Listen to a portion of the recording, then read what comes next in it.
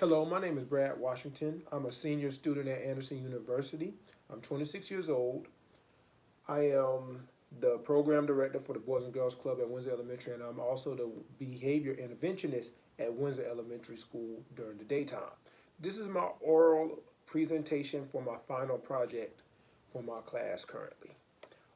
My dream job is to be a school counselor or a psychologist for young children. I love working with kids. I love mentoring kids. I love helping them grow, learn, becoming better people, becoming a better person in the future, and it starts now. My plan for grad school would be to probably take a year off of school and then go to grad school wherever that they'll accept me. And I would love to major in either counseling psychology or school counseling. Either or would be great. I have been effectively managing my career. I started off with the Boys and Girls Club at Rice Creek Elementary. I did that for 2 years or 2.5 years. And I thought I wanted to be a teacher, but when I started working in the school, I realized that I really wanted to work with kids who had troubles and just work with them and counsel them, whether it's with their behavior or academics or whatever the case may be. I really would like to work with kids like that. Um, with me about to graduate, I'm currently looking for a place where I could do that and not actually teach. I just would like to work with kids, but if I have to teach until I can complete my degree, that'll be just fine. On some takeaways from our career management model that we did in class was I learned it's important to do assessments about what job is tailored to your personality, and I also learned the importance of research. Some things are better for you than what you think. Like I thought that I would be better at teaching, then I researched and did assessments and realized that my strong suit is more so with counseling and the social aspect. So I interviewed my guidance counselor or the school counselor, Miss Tracy Desashore, and one thing that I learned from her was that you have to be patient, but you also have to be educated. And you have to want to put in the work, but you also have to want to work with kids. It's not just about being a guidance counselor or having a fancy name. You actually have to want to work with kids. You got to have that drive and push to do that. Um, I took the strong interest inventory. I love music. I am a music writer for the sourcemagazine.com.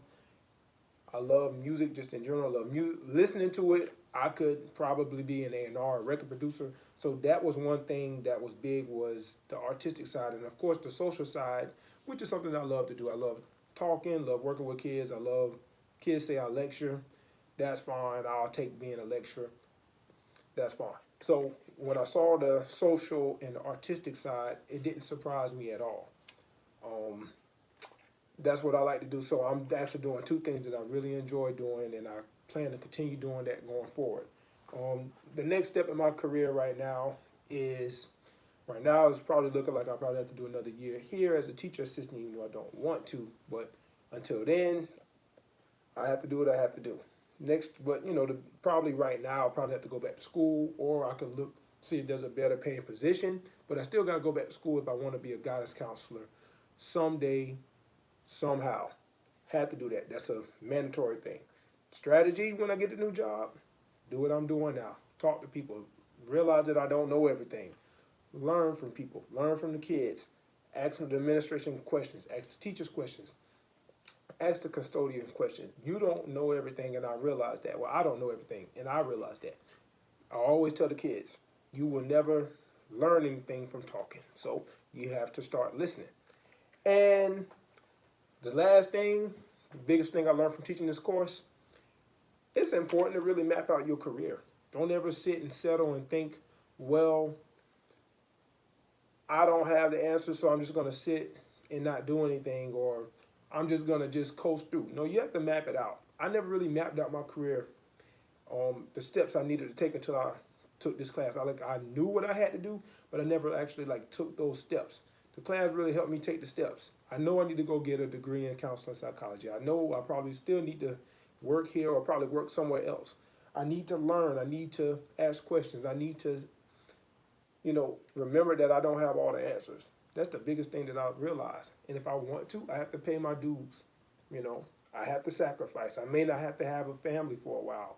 you know, my school counselor, she's sacrificing with her job, with her, you know, with her child. She's sacrificing with him. So I had to learn to map out my career, and I probably won't get to where I want to be probably until the next 4 or 5 years. But that's the steps I got to take, and I'm willing to do it. But again, my name is Brad Washington. This is my oral presentation. I hope you enjoyed it, and it was a pleasure having this class and having you as an instructor. Thank you, and have a good night.